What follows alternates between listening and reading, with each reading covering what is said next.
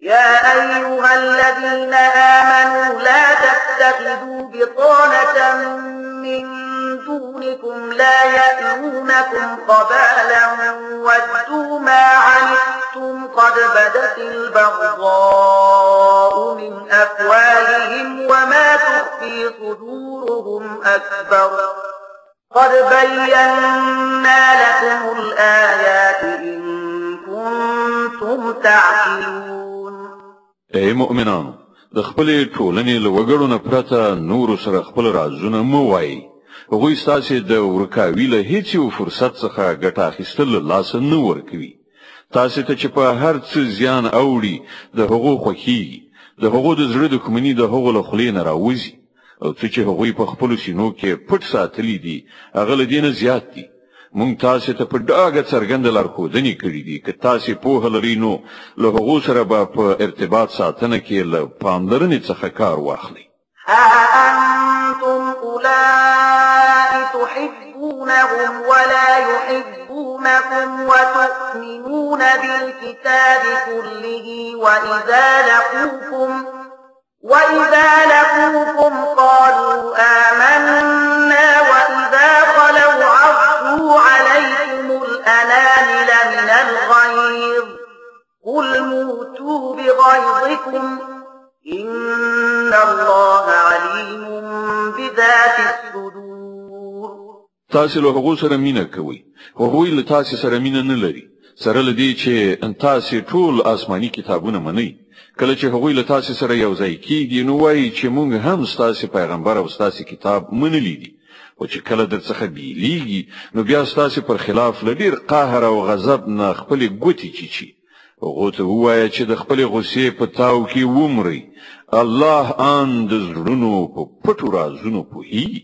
إن تمسسكم حسنة تسؤهم وإن تصبكم سيئة يفرحوا بها وإن تصبروا وتتقوا لا يضركم كيدهم شيئا إن الله بما يعملون محيط.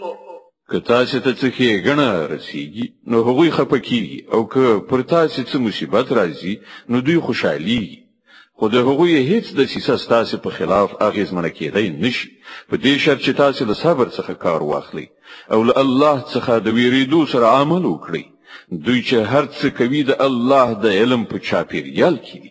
وإذ غدوت من أهلك تبوئ المؤمنين مقاعد للقتال والله سميع عليم. ای پیغمبره، د مسلمانانو په وړاندې هغه خاطره یاد کړه چې کله د سهار په توره خړه له خپل کور وتلی وي او د احد په میدان کې د مسلمانانو د جګړې لپاره په موضعګانو نیولو معذف کول. الله ټول خبرې اوري او هغه په هر څه ښه خبر دی. إذ هم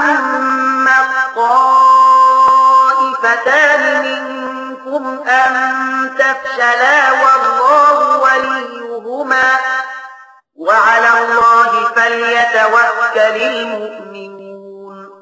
یاد کړه هغه وخت چې له تاسې نه دوه ډلې دې ته تیارې شوې وي چې بېزړهتوب وښیي، په داسې حال کې چې الله د هغو د ملاتړ لپاره موجود و او مؤمنان باید یوازې پر الله باندې ډاډ ولري. ولقد نصركم الله ببدر وأنتم أذلة فاتقوا الله لعلكم تشكرون. لدین مخکې د بدر په جګړه کې الله له تاسې سره مرسته کړې وه، په داسې حال کې چې په هغه وخت کې تاسې ډیر زیات کمزوري وئ. نو اوس پر تاسې دا لازمه ده چې د الله له ناشکرۍ ځان وژغورئ. ایله ده چې اوس تاسې شکر وباسئ. د آل عمران مبارکه سوره چې د قرآن عظیم الشان درېمه سوره ده، په مدینې منورې کې را نازله شوې ده. 200 مبارک آیاتونه لري. تلاوت او پښتو ترجمه یې له 140 آیات څخه اورئ. إذ تقول للمؤمنين ألن يكفيكم أن يمدكم ربكم ب3000 من الملائكة منزلين. یاد کړه هغه وخت چې تا مؤمنانو ته ویل آیا تاسو ته دا کافي نه ده چې الله د 3,000 پریختو پر علیګلو د سره مرسته وکړي؟ بلى إن تصبروا وتتقوا ويأتوكم من فورهم هذا يمددكم ربكم ب5,000 من الملائكة مسومين. بشکه که تاسو د زغم په لرلو له الله څخه په ویریدو کار وکړئ نو په کومه شیبه کې چې دښمنان در باندې یرغل وکړي په همغه شیبه کې به ستاسو رب 3,000 نه د 5,000 نښانه دارو پریختو په وسیله د سره مرسته وکړي. وما جعله الله إلا بشرى لكم ولتطمئن قلوبكم به وما النصر إلا من عند الله العزيز الحكيم ليقطع طرفا من الذين كفروا أو يكبتهم فينقلبوا خائبين. دا خبر الله د دې لپاره درته کړې ده چې تاسو خوشاله شي او تاسو زړونه ډاډه شي. برلاسي او مرسته هر څه چې دی د هغه الله لخوا دی چې ډیر زور او په لیدونکی دی او دا مرسته به هغه د دې لپاره د سره وکړي ترڅو چې د کفر په لار د تلونکو یو مټ غوڅ کړي یا هغه ته داسې رسوا کوونکې ماته ورکړي چې هغوی ناکام خړسترګي بیرته ستانه شي. ليس لك من الأمر شيء أو يتوب عليهم أو يعذبهم فإنهم ظالمون. ای پیغمبره د فیصلې په واکمنۍ کې ستاسو برخه نشته. د الله واک دی که خوښ شي و به بخي که غواړي په سزا به ورسوي ځکه چې هغوی تیری کوونکي دي.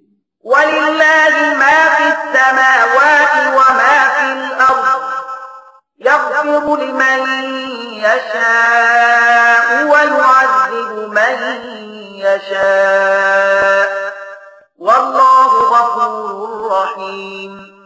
په اسمانونو او ځمکه کې چې هر څه دی د هغو څښتن الله دی. چاته چې خوښ شي بخنه کوي او چاته چې خوښ شي عذاب ورکوي.